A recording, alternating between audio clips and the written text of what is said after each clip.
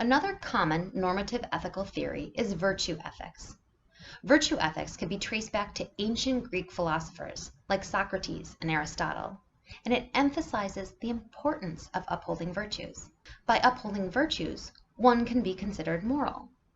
But what constitutes a virtue?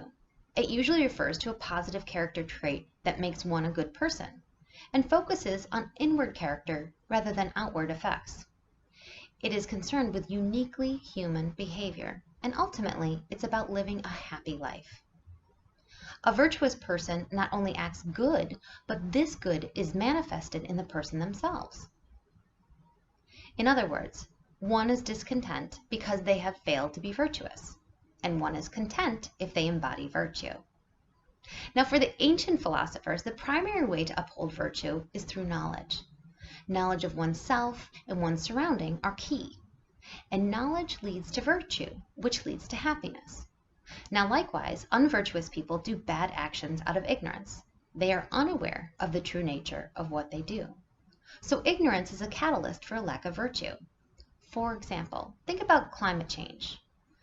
Possibly, because we were not always taught the negative impact of pollution and climate change, we were ignorant to the problem. Socrates called knowledge the only true virtue. All other virtues are simply aspects of knowledge.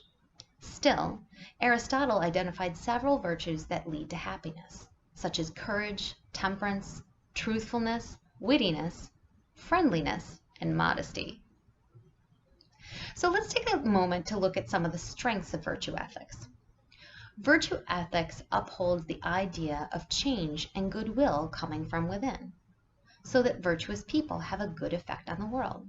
The theory is simple and it eschews complexity. It fosters a sense of community and good relationships with others and helps one avoid corruption. The theory also has emphasis on community. For instance, a person's character trait develops within and by the communities to which he or she belong. This can include their family, church, school, and other private and public associations. As people grow and mature, their personalities are deeply affected by the values that their communities value. As with all theories, there are also weaknesses. Virtue ethics doesn't provide clear guidelines for acceptable and unacceptable behavior. It's not a concrete framework.